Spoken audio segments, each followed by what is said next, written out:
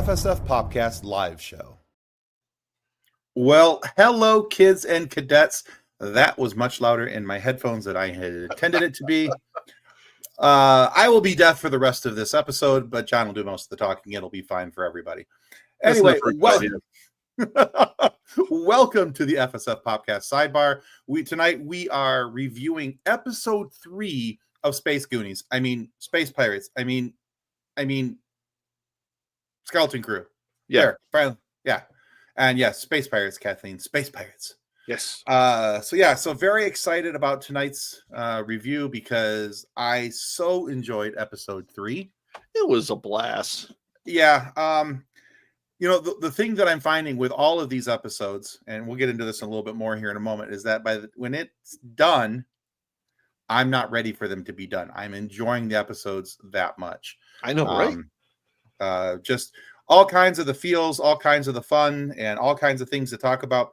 But before we do any of that, 2 things. Number one, I want to remind you that we do have spoilers coming up. So if you haven't watched episode 3, you're going to hear things about episode 3, Easter eggs and spoilers and all these different things. So we want you to stick around, but do so at your own warning.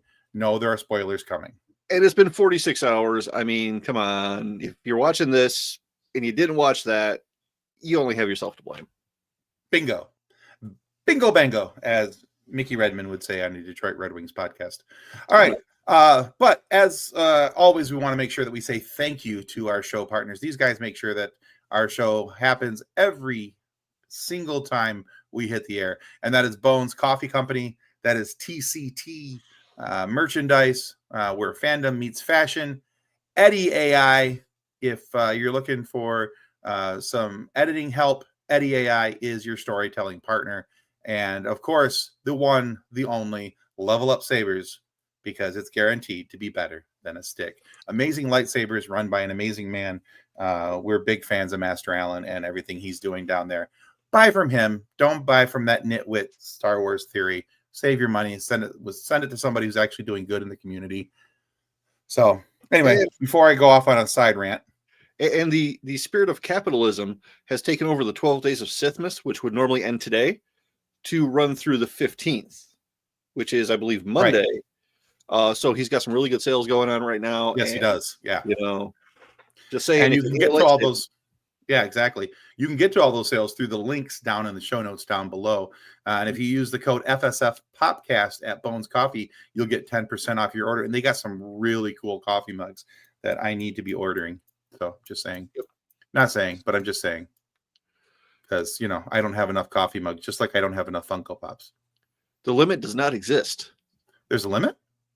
It does not exist. It does not exist. Oh, okay, good. Yeah, and we're all set. Exist. You need to watch Mean Girls again. All right, so I am understanding that you have something you would like to talk about before we get into the review. Is that correct? So I've been trying to revamp my opinion on some things. All right. And, everybody says that somehow Palpatine Returns is the worst moment in the sequel trilogy. That it's terrible writing, yada yada. Okay. Everybody makes not good. It's not good writing. I make fun of it. Okay. Well, we're going to make fun of it yet tonight, so that's coming. Yeah, and actually that's part of why I was thinking about this. But the worst moment in the entire sequel trilogy is that The Force Awakens ends on that cliffhanger. Because that meant that the next movie had to pick up right there. So they didn't have the years in between for story growth for the characters to be different. So really, if you're going to hate on anything in the sequel trilogy, it should be that decision. Everything else is the fault of not giving Luke any lines at all in The Force Awakens. That's it. Okay. Yeah, that's my controversial opinion for the week. I was expecting much worse for some reason. Yeah. I don't know why, but I'm toning it down a little bit. Toning it down for Lent. Oh, wait a minute. You're not Catholic and Lent's not for a while. Either way. Okay. Yeah. Okay. So in this episode of Skeleton Crew, sorry, I'm amusing myself tonight. All right. In this episode of Skeleton Crew, there's some really cool throwbacks to previous Star Wars works that were loosely considered canon or not considered canon by some, kind of like the Star Wars holiday special was. And the previous episodes, episode 1 and 2, we saw the hologram of Neil's little brothers and sisters watching the remake of that. And that definitely now brings that section of the Hollywood or the holiday special rather into canon.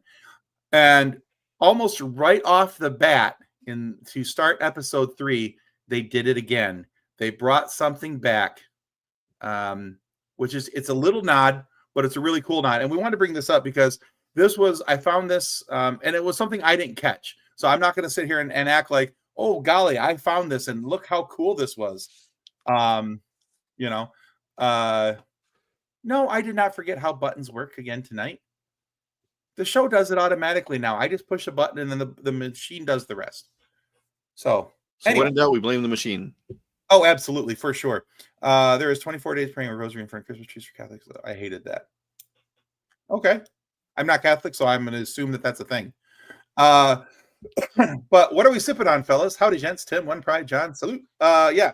So I am definitely sipping on something. This is the end of my bottle, and it's very sad.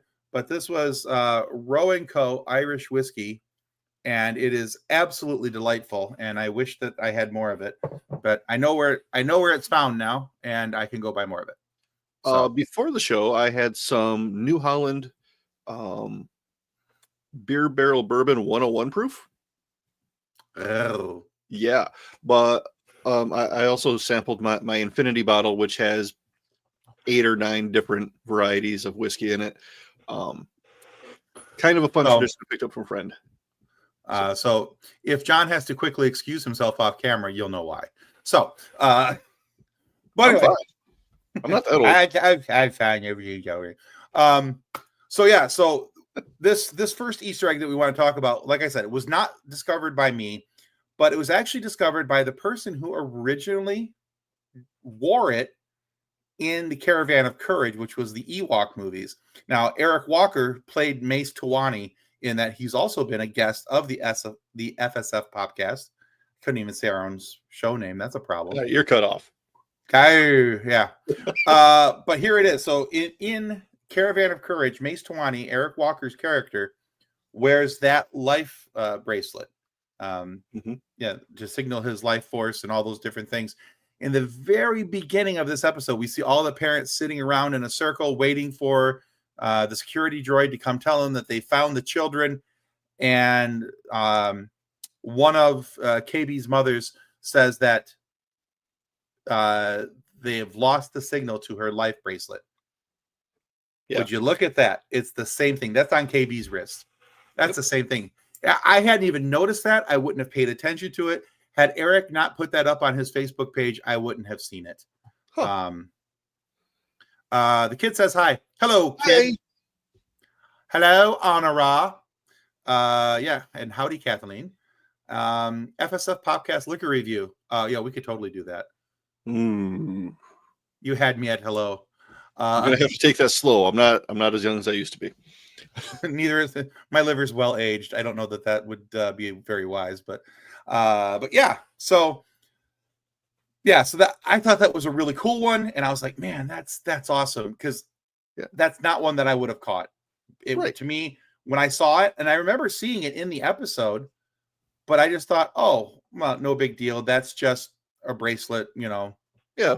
I didn't think that there was anything. Yeah, piece of tech, nothing really attached to it. No worries, no muss, no fuss.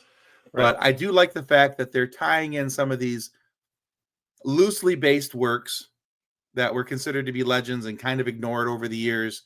And I love the fact that Caravan of Courage is, it's got its place in the Star Wars canon. And I love the fact that it's getting a little bit of acknowledgement. So, yeah.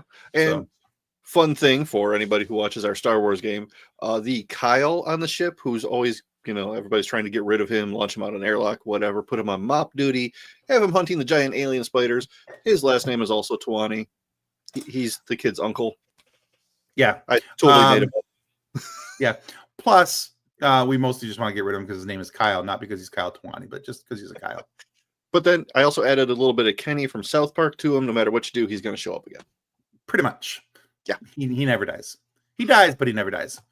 Liquor review, or as Honor said, liquor-redo.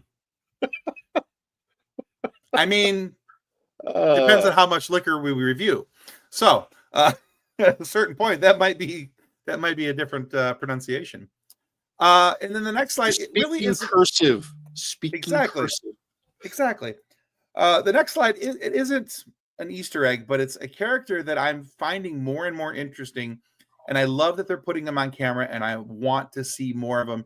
And I'm hoping in the last 5 episodes of this season that we're going to see more of him as it happens. And that is my main man, Brutus. So much fun. Love this guy. He's just the perfect amount of evil to where you're going, okay, I can get behind this guy.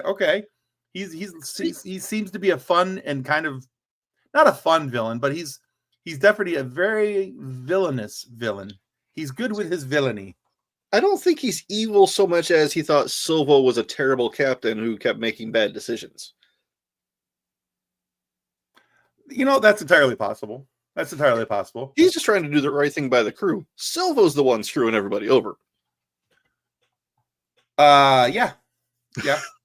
Sorry, I'm feeling contrarian tonight. That's okay.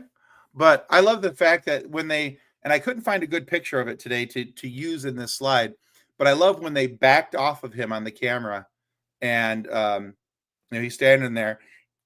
That guy has 3 guns strapped to his chest, and they're old-timey pirate-looking guns. And I was like, okay, this is so cool. I love the fact that we've got a Shistavanian, standing there, and he's as tough and cool sounding as he is. And then he's got 3 cool old pirate guns strapped to his chest, and he's got another blaster on his hip. I mean, my dude is ready to put some holes in somebody, and I just thought it was kind of fun. Yeah. Actually, his outfit, his costume is what inspired me to start playing Black Flag again. Because oh wait, I never finished that last winter. It's winter again. Right. To the tropics. Yeah. Assassin's Creed Black Flag, right? Yep. It's their piratey one. Yep. I'm not allowed to kill whales in front of Kathleen. I don't think I ever finished that one either. I may have to go back and give it another run. But yeah, so this is episode 2 left off with Captain Silvo trying to help the kids escape, and we see him do the knock noise like Obi-Wan did in A New Hope, so that the people go down the other side and check everything out. And I love the fact that they're like, we're not leaving SM-33. You have to go find SM-33. And I love the fact that Neil, my boy Neil, you had to get the Funko day one, didn't you? Oh, I did. As soon as he was available.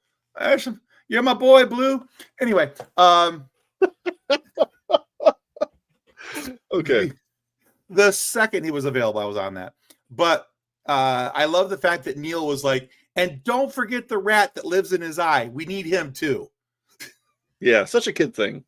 Right? Yeah. I just thought it was very cool. Anybody who's tried to get their child out the door in a hurry knows that there's this one detail. The one detail. That means nothing to anybody except for the 6-year-old. Right. 14-year-old. Your wife, whatever. You're going to have to go back for it. Yeah, there's always something. Did you get the one thing that was in the hidden place that nobody else would ever think of? No. Why would I think of that? Because obviously we all need it. Captain Silva was obviously a sweet, innocent angel baby. We'll talk about that in a minute. We'll discuss that in just one moment.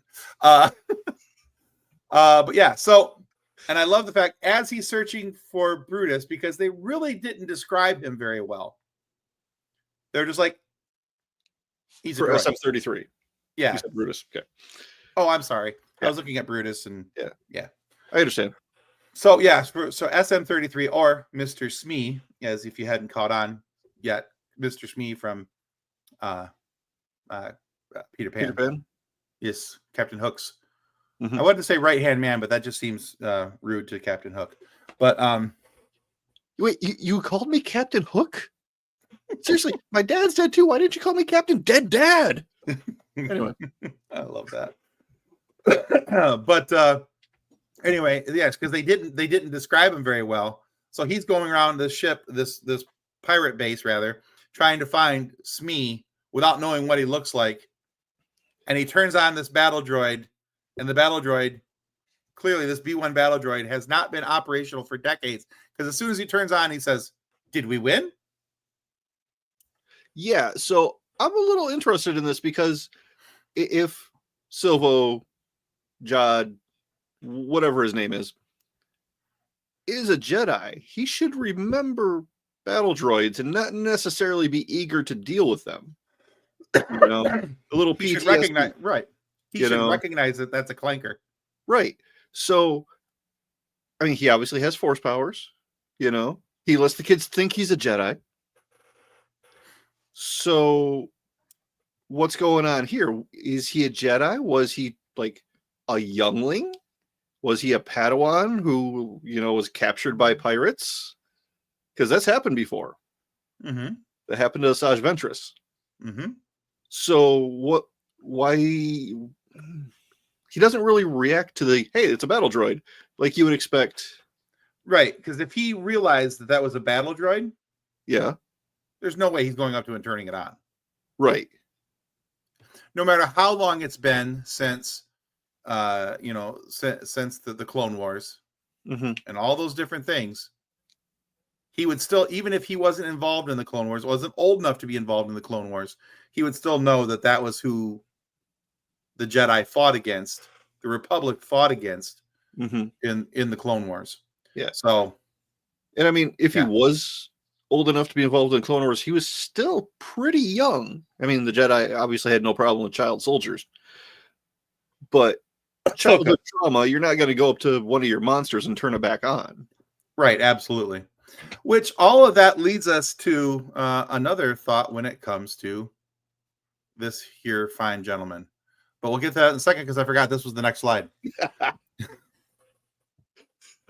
So they get Smee, they get him back on the ship. He starts questioning Captain Silvo, Jod, whatever you want to call him, because he does not think that, and he's even saying it mockingly, calling him a Jedi. Yeah. Which I thought was kind of interesting that the droid had a mocking tone to him. Yeah, or the Jedi didn't have a problem with killing children. This is also true. That was just the one guy. Just the one guy. Well, they didn't have a problem with sending them off to their death. I think that's probably more accurate. But yeah, I love this. This was a nice little throwback to what we saw in New Hope of Luke being in the Millennium Falcon and him and Han shooting from the turrets. Mm-hmm. And I love the go between him and between Wim and Fern. Yeah, it actually reminded me of when I was a kid. Back when they had arcades, and there was the one Star Wars game that you could actually sit in, where you're doing like the Death Star trench run. I remember Terrible that one. graphics, but back in the day, it was pretty cool. It was amazing for the day. Yeah, for the 1980 whatever it was, 85, 86, I think. It was no Pong, but it'll do. It was the late 1900s. Leave me alone. Anyway. I will kick you out of the show just for that. But yeah, it kind of took me back to that moment. It's like, oh my gosh, this is so cool. Right.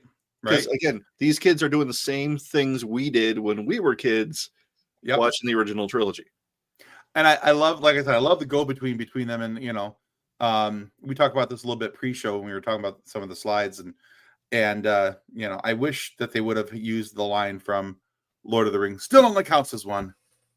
Because Wim got all excited because he thought he hit it. Fern was pretty sure she hit the ship, and she's like, "That was my shot." It was just kind of fun. It was.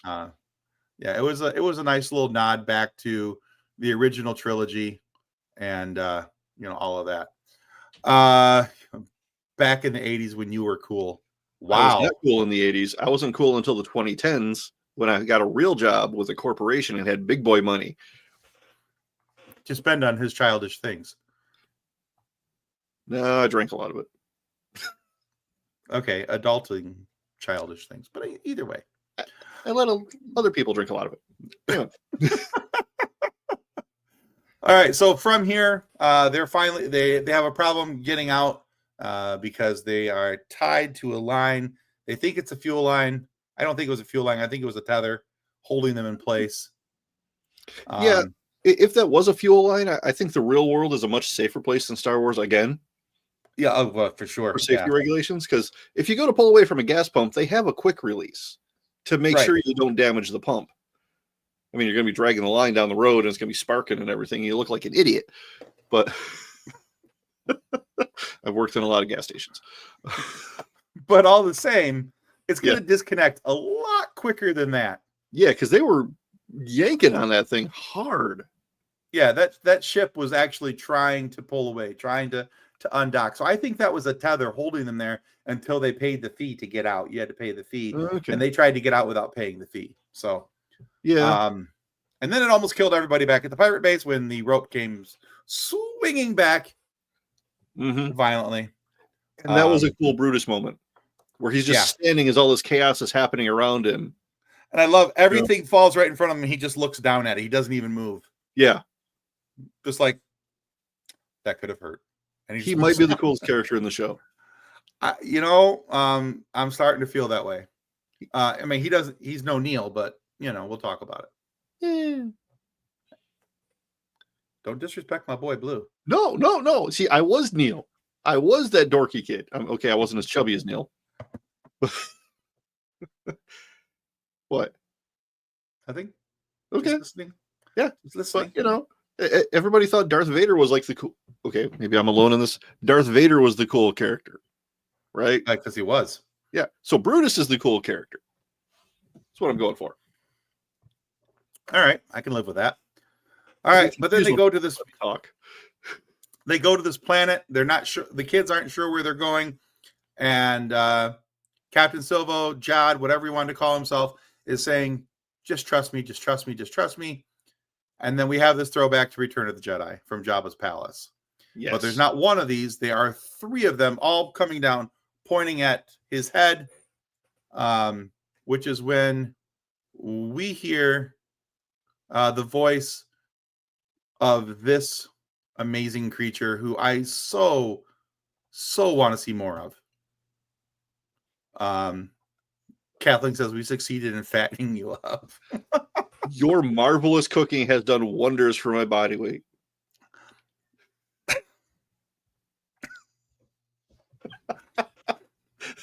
We're going to kill you one of these times, Tim. I'm so glad I wasn't drinking right there. But anyway, this is Kim. She's like a cat owl thing. And yeah, real cool character. Here's a better picture of her. But I want to see more of her because she's just cool. Yeah, I'm pretty sure we'll see more of her because she does give that call me if you need help thing. Yeah, I think that when she's at the end of the episode, we see her talking to the X-Wing pilots, and I just think that when she says "call me if you need anything," I think that means we're going to see her again. I'm hoping that means we're going to see her again because it's just such a cool character. It would be a waste to not see her again in some form or fashion. Yeah, and definitely morale. Yeah, she's just very cool, and I love the fact that. She sees things and she's like, "Oh, I know about this, and let's go get this map, and let's go do this." And she got this really. And Star Wars made me look something up because of Kim. I did not know what astrogation was, and I had to look it up. Really? I did not understand. Yeah, honestly, did not know. Yeah, did not know what astrogation was. Okay, I'm just surprised. That's all. I now know what astrogation is. Awesome! Yay, me! But yeah, so anyway, but in the course of this conversation, she starts calling Captain Silvo, Jod something else. And this is a throwback to Legends. She starts calling him Crimson Jack. I mean, the name Crimson Jack also shows up in the current continuity. It does. But not until... I think it's something to do with the Resistance First Order conflict. Yeah, Crimson Jack is involved in that. After the point of where this is, where that starts showing up. Yeah. So yeah, But this is a Legends thing. yeah, going way back. Yeah, Way back. yeah, to like the Han Solo, some of the early Han Solo stories, and Crimson Jack was one of the guys that Han Solo was always up against and fighting against for different jobs with the Hutts. Yeah, and those were the Marvel comics during the original trilogy, if I remember right. Yeah, correct. Okay. So yeah, so it's and I had to do a little bit of checking up on this because I knew of Crimson Jack's existence just because I'm a Han Solo fan and I love Han Solo. But I couldn't have told you much more than the fact that that was a rival of Han Solo, but I couldn't have told you when and how and all those other things. But yeah, so it was definitely from that Marvel Comics time period. So okay. Well, see, now he's a character I wasn't aware of until this week. So we've both found something new this week. Woohoo! Hey, look at us go! Star Wars making us do research. Yeah, I mean, sure, it's Google, but well, it all counts. So do you think his name is really Crimson Jack? No. Do you think there's more than one Crimson Jack? I think Crimson Jack is like the Dread Pirate Roberts from Princess Bride, where it's a title, okay, not a name. And I think that he is probably Captain Silvo, but I'm not even sure if that's a name or if that's a title, or if his name is Jad Na Nawood, because he's been referenced with all three. But there's definitely something more going on with this guy, because even and when he's talking to the kids, he's talking about just trust your gut feeling. Don't just go with me on this. Basically insinuating that Kim was going to call him by names that they weren't familiar with. And yeah, I just really think that there's more to this whole Crimson Jack thing than just being Jad Na Nawood or Captain Silvo or Crimson Jack. I think there's more to it. What all that is, I'm not entirely sure yet, because there's like little breadcrumbs being left, but I haven't seen anything that's makes me feel definitive to say that yes, go this way with that theory, or go that way with that theory. Okay. See, I think it'd be fun if we got a new name for him every episode and we never knew which one was the real one. Actually, I'd be really okay with that. Yeah. And we never find out really who he is. He just like disappears at the end of the show. I'm okay with that. That would actually be kind of cool, where he's actually just a scoundrel space pirate who slinks off into the the distance in the dark when everything goes calm, and he's like, okay, bye-bye. I got my things. Yeah. No real answers. Just he's gone. I'd be okay with that. I think that would actually be really kind of cool. That's a neat idea. Yeah. I'd be okay with that. Okay. But I had a thought. Yeah. I don't know. Yeah, it's gone. It escapes them. All right. So one of the other things that we look at while the kids are in the room with Kim, and we'll just call him Captain Silvo for the time being. I remembered it. Okay, go ahead. Sorry. So watching the show, I know nothing about the story because this is new, right? So they get to this moon and he's like, so I have this old friend, and I'm like, tell me it's Lando. Like, I thought that would have been cool. That would have been a nice tie-in, yeah. But we got Kim, and Kim's awesome. Love the character. I do love the Kim. Yeah. So one of the other Easter eggs that we picked up on during this time period, because they're in the room with Kim and Captain Silvo, and they're trying to figure out where Atten is and what's going on with this planet, because it's a hidden planet and a secret planet, and it almost has that same feel of Master Obi-Wan has lost a planet, has he? Just kind of the way the conversation was going. So that kind of made me smile too. Yeah. But was this symbol that was a pin on, I think it was Fern's backpack. Yeah. Because it's her mom's. Right. Yeah. And so Kim sees it, and her words were that she was surprised that there was Palmarish numerals on Proto-Republic artifacts. And that says that there's something about these symbols that tie into something from the High Republic era. Which, but kids, if you're watching and you don't remember what the High Republic is, that's the Acolyte. Anyway. Was it the High Republic or the Old Republic? I don't remember. I thought it was High Republic.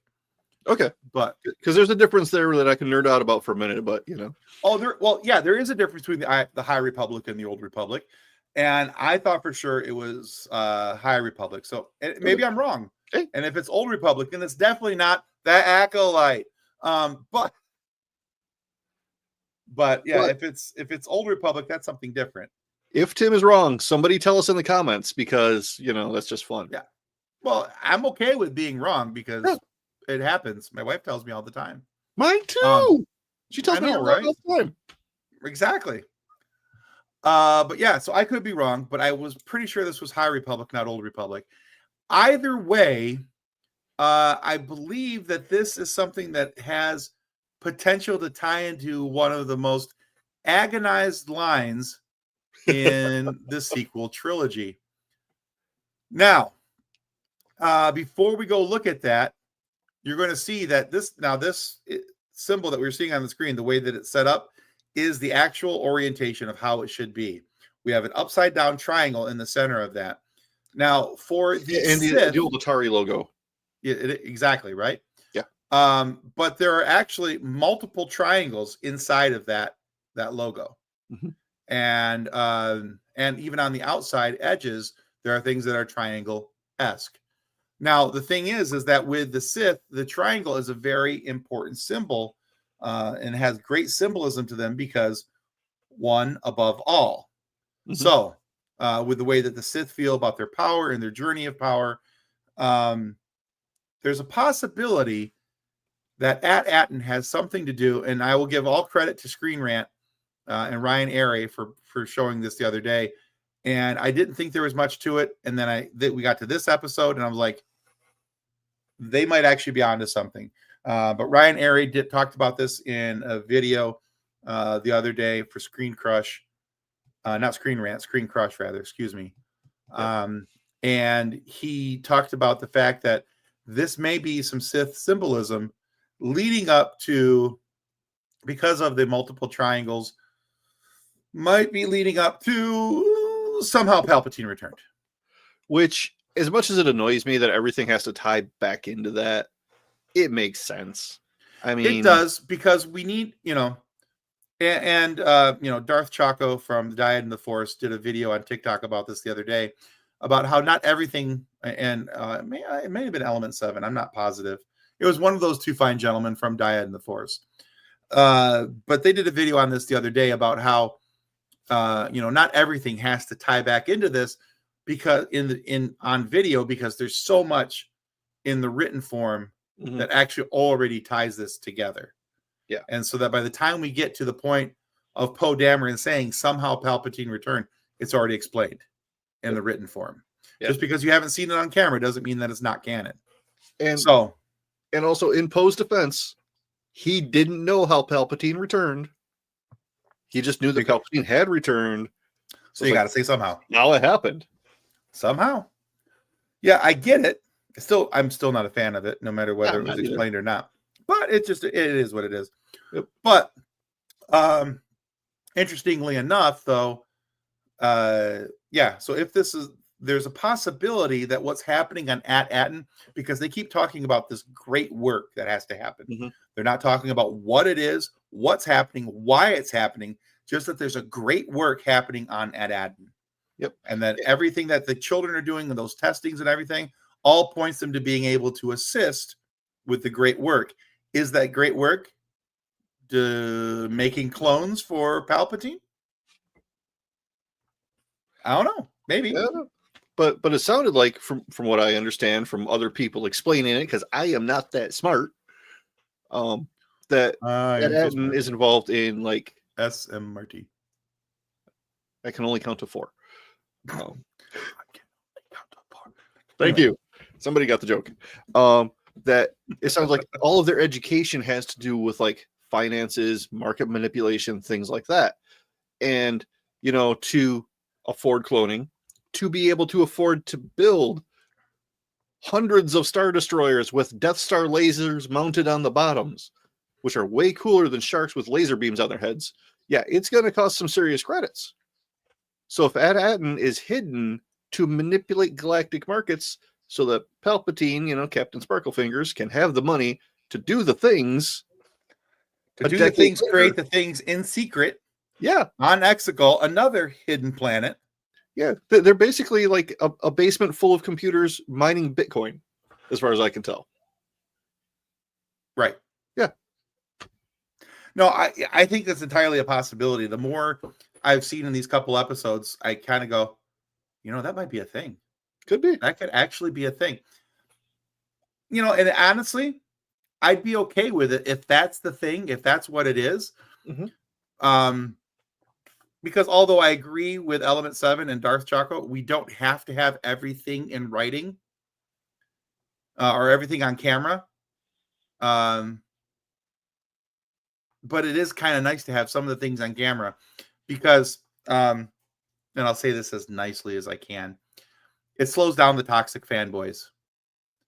Because at least then we have something to go. It's a deflection point to go. Yeah, but it's in video right here. See, watch the thing. They explain it right here. Mm-hmm. It's just kind of nice to be able to have that. Yeah. Go 35 seconds further into the scene and you'll have your answer. Right. Don't stop it when you're angry. Just keep watching. Yep. And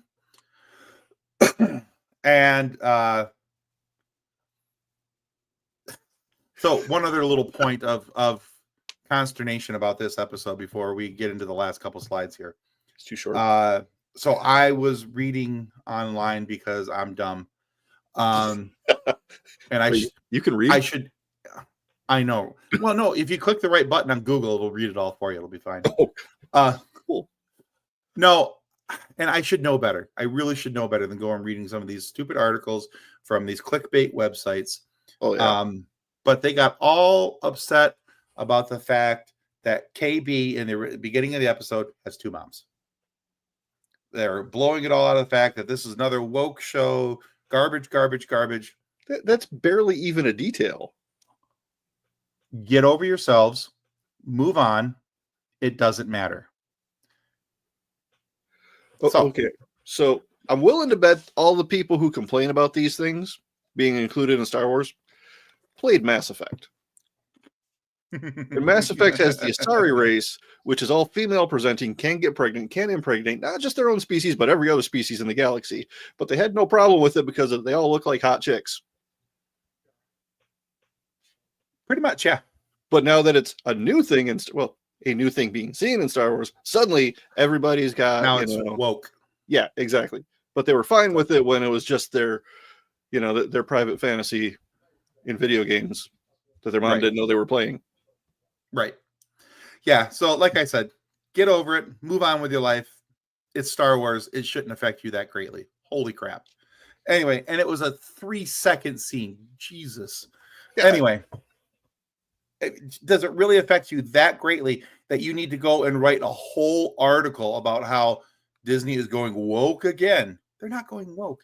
They're just representing the life that we see around us. If you haven't seen that around you, then you've probably been in a hole or playing Mass Effect in your mom's basement. Anyway. And all sci-fi has always been woke. I mean, it's always about what could be, what is potentially out there that's not normal to the Star Wars. Star Wars has been woke since 1977. Star Trek has been woke even since the 1960s. That, yeah, was it 1963 they first started? I think it was. I wasn't around 64. Then. Neither was I, and I'm trying to do this from memory, and that's a really bad thing on an empty glass of Roe & Co.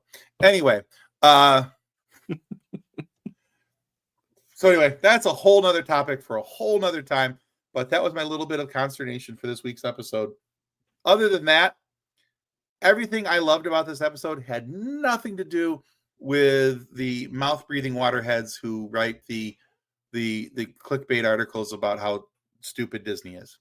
Yeah. But everything I loved about this episode was in this episode. It was amazing, and I can't wait for episode 4, because when Kim says, "If you need me, just call me," and then turns and looks off in the distance, I was like, "Oh, they're gonna chase him! They're gonna! Oh, it's credits!" That was my honest reaction. Yeah. Oh, it's credits. Wait, the episode's over already? Yeah. Disney, I know you've got some new showrunners. Need to make sure they're having consistent run times. Also, I'm going to throw it out there. Yeah. You know, back in the day, we could get 24 episodes of a show every year for like a decade with a consistent runtime. Y'all are doing like 8 episodes every 2 to 3 years. You're phoning it in. I'm just saying. Yeah. I mean, if Next Generation and Deep Space Nine could do it, you've got Disney money. Make it happen, Captain. And the volume. I read that. Oh, speaking of the volume, Ahsoka 2 is being filmed outside of the volume. Oh, really? I'm very excited about this.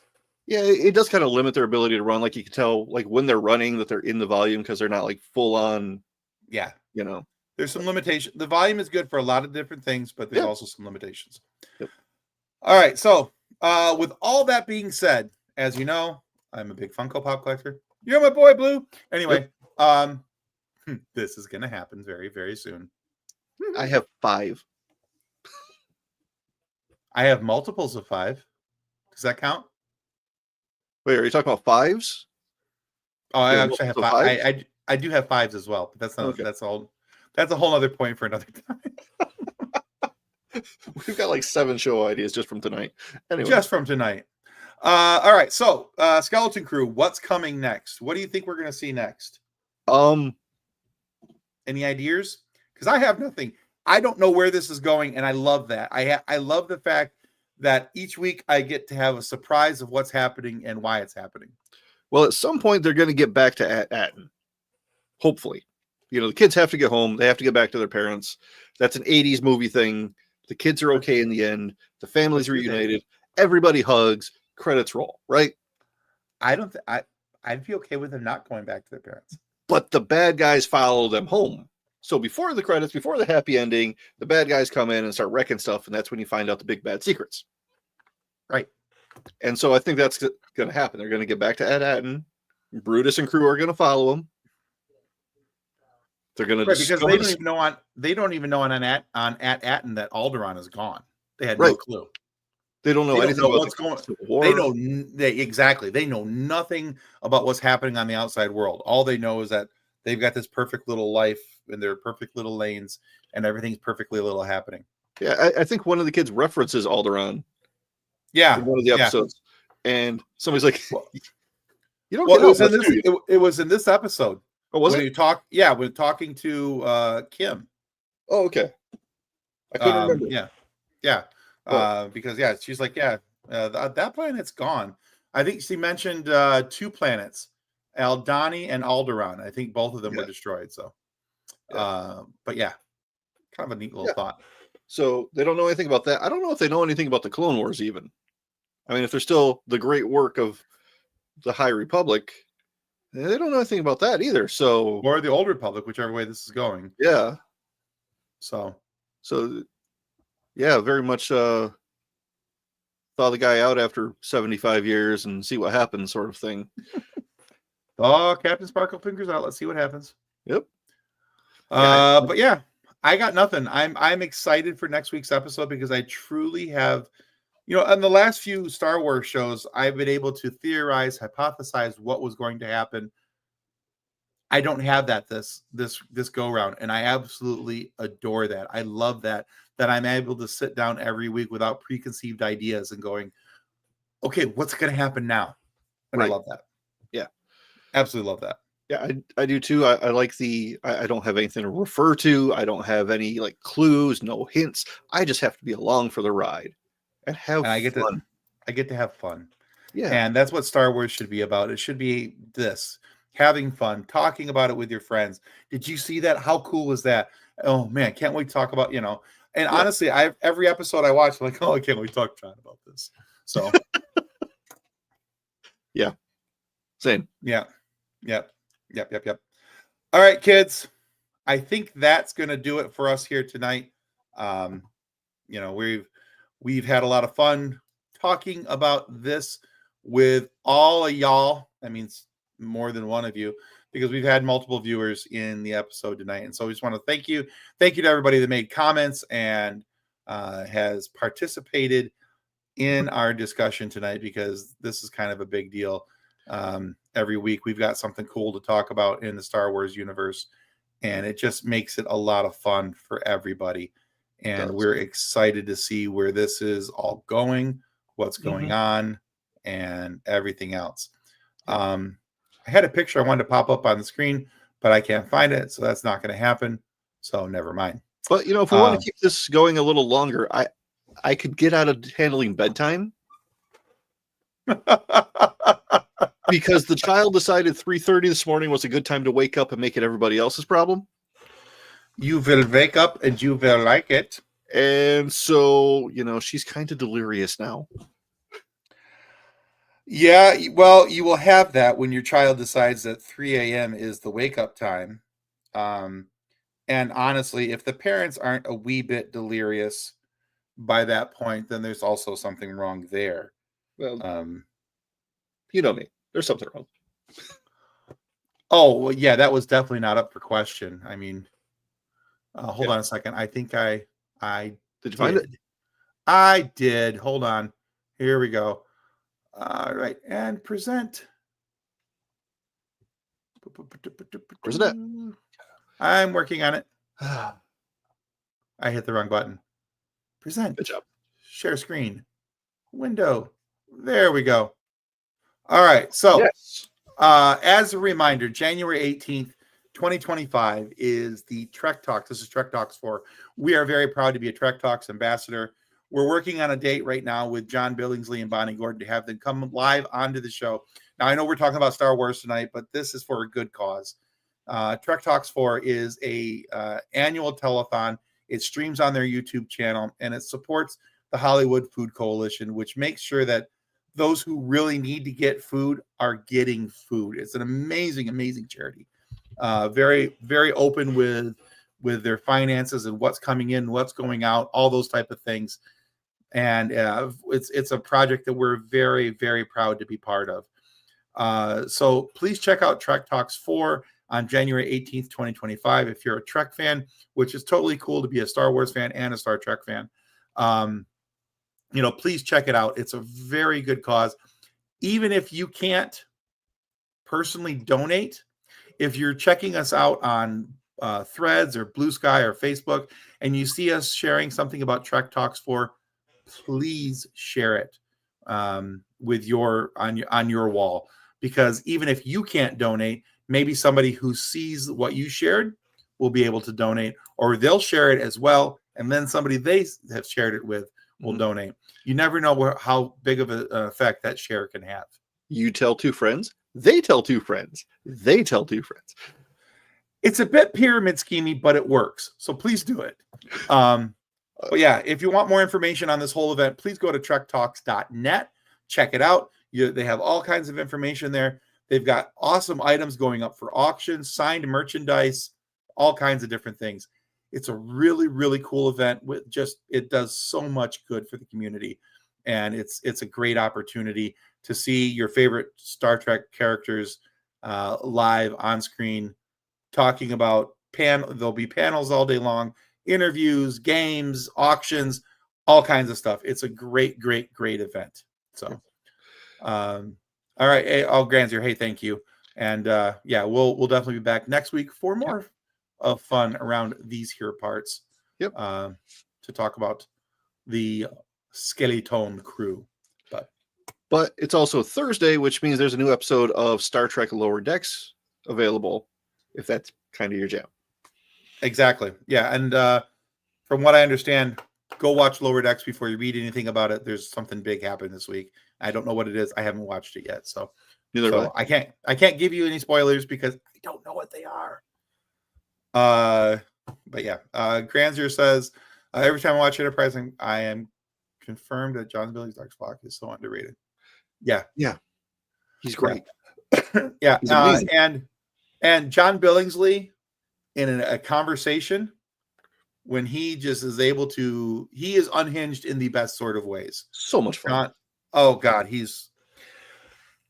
I have laughed pretty hard in interviews, and I think the people that have gotten me to laugh the hardest were Rob Paulson and John Billingsley. And each of them, I thought I was going to fall out of my chair from laughter.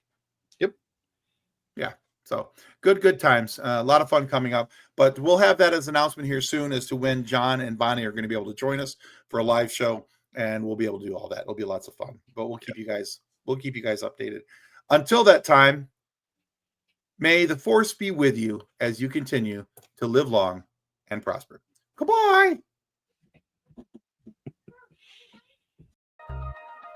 Copyright 2024 FSF PopCast. Reference any specific product or entity mentioned on this podcast does not constitute an endorsement or recommendation by FSF PopCast. The views expressed by guests are their own, and their appearance on the program does not imply an endorsement of them or any entity they represent. If you have any questions about this disclaimer, please contact us via email at info@fsfpopcast.com.